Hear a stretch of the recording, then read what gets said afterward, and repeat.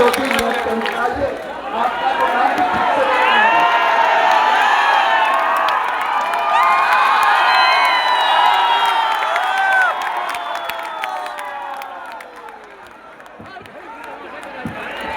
सबसे पहले इस महत्वपूर्ण कार्यक्रम को आयोजित करने के लिए इमारत सरिया के सदर, तमाम सदस्यगण और मंच पर उपस्थित सभी आदरणीय बुजुर्गों और नौजवानों का मैं बहुत बहुत शुक्रिया अदा करता हूं। और मुझे मालूम है कि आप बहुत देर से बिहार के अलग अलग कोनों से, झारखंड, उड़ीसा और बंगाल के अलग अलग कोनों से यहाँ आए हैं, तो मैं आपका ज़्यादा वक्त नहीं लूँगा। मुझे 3 मिनट बोलने के लिए कहा गया, मुझे सिर्फ 3 बात कहनी है आपसे।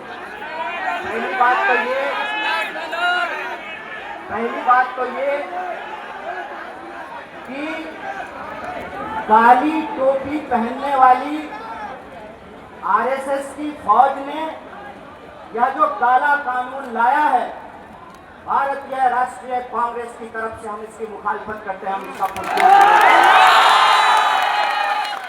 और दूसरी बात, ये हमारा यहाँ आना ये कोई सियासी कदम नहीं है।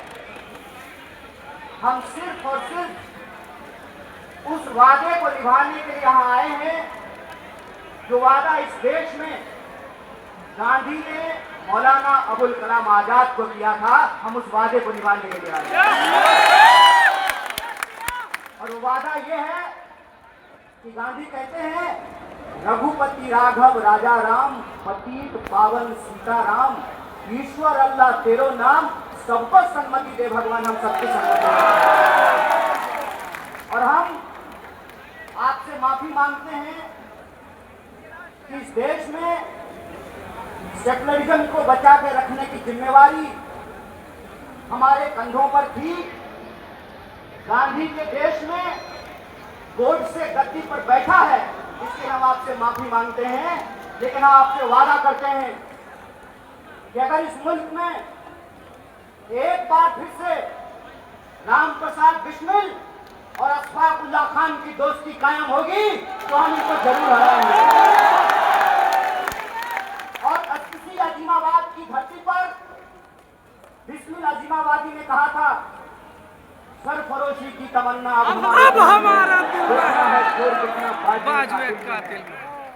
चाहे इसकी जो भी कीमत चुकानी पड़े।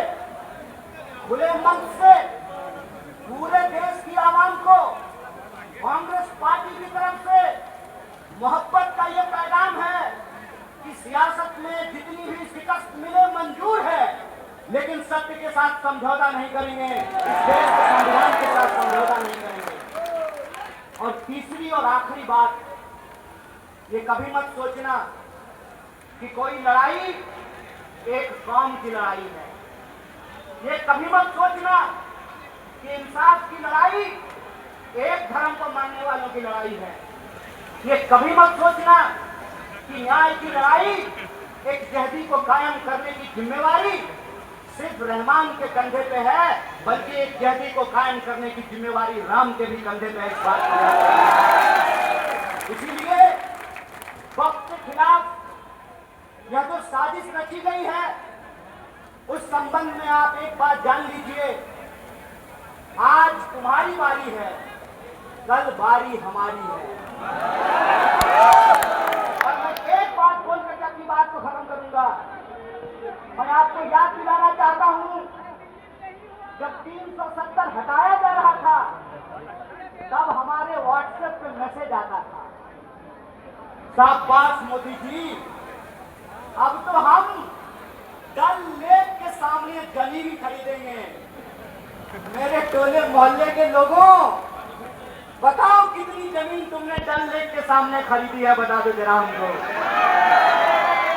जब CA/NRC आया, तब फिर हमारे व्हाट्सएप ग्रुप पर मैसेज आया कि जो घुसपैठिए हैं उनको भगा करके उनका मकान और दुकान हमको दे दिया जाएगा। बता दो कितना मकान और दुकान तुमको मिला है।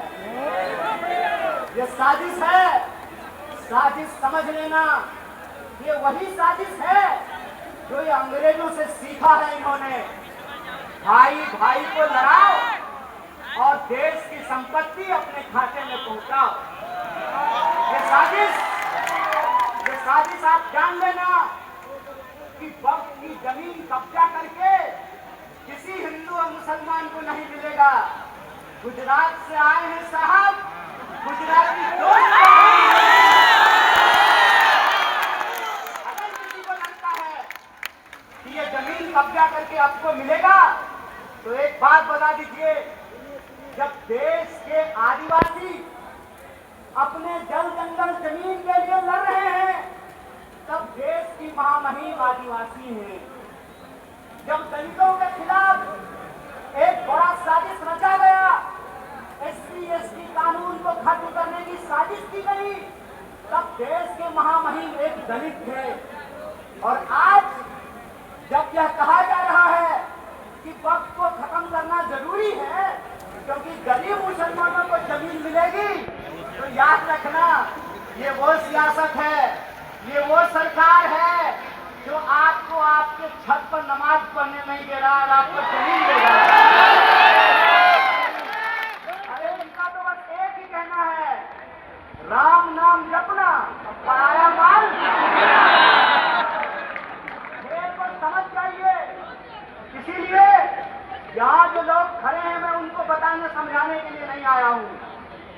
मेरी आवाज जहाँ तक पहुँच रही है, मैं बिहार के आवाम को और देश को यह बताने आया हूँ, दूसरे के तकलीफ में हंसने की संस्कृति भारतीय होने की संस्कृति नहीं है। ये भारत का इतिहास नहीं है। भारत की संस्कृति ये है कि हम अपने धर्म की इज्जत करते हैं और दूसरे के धर्म का भी सम्मान करते हैं। ये भारतीय होने का मतलब होता है। भारतीय होने का मतलब ये होता है कि हम अपने घर में सुख चैन से रहें, तुम अपने घर में सुख चैन से रहो। जो दूसरे के इबादत खानों पर, दूसरे की जगहों पर झंडा गाड़ते हैं, उनके पास ईमान नहीं बेईमानी है, इस बात को याद रखिएगा। इसलिए जब आज RSS कह रही है कि संविधान से, प्रस्तावना से समाजवाद और धर्मनिरपेक्षता निकाली जाएगी, इसका मतलब ये है कि आज एक शब्द निकाला जा रहा है, कल को पूरी किताब बदली जाएगी। इसलिए है देश के नागरिकों, चाहे आप हिंदू हो या मुसलमान, चाहे आप दलित हो या ब्राह्मण, चाहे आप अगड़ा हो या पिछड़ा, चाहे आप टोपी लगाने वाले हो या तिलक लगाने वाले हो, याद रखना ये ऊंच नीच को मानने वाले लोग हैं। इनको आपने गद्दी पर बिठाया है, ये आपसे आपका समानता का अधिकार छीनेंगे, आदिवासियों से जल जंगल जमीन का अधिकार छीनेंगे, पिछड़ों से भागीदारी का अधिकार छीनेंगे और मुसलमानों को इस देश में नागरिक होने का अधिकार छीनेंगे। इसीलिए लड़ाई एक कौम की लड़ाई नहीं है, पूरे हिंदुस्तान को बचाने की लड़ाई है और इस लड़ाई में हम सब एकजुट हैं। बोलिए एक है कि नहीं है? तो आप हमारे साथ एक नारे को बुलंद कीजिए, उसके बाद हम अपनी बात को खत्म करेंगे। इस काले कानून के खिलाफ हमारी एक तहरीर प्रदर्शित होनी चाहिए। अशफाकुल्लाह खान और राम प्रसाद बिस्मिल की दोस्ती कायम होनी चाहिए। तो आप हमारे साथ आवाज को बुलंद कीजिए, आवाज दो, आवाज दो, लड़ेंगे। बहुत बहुत शुक्रिया, बहुत बहुत धन्यवाद भाई हमारे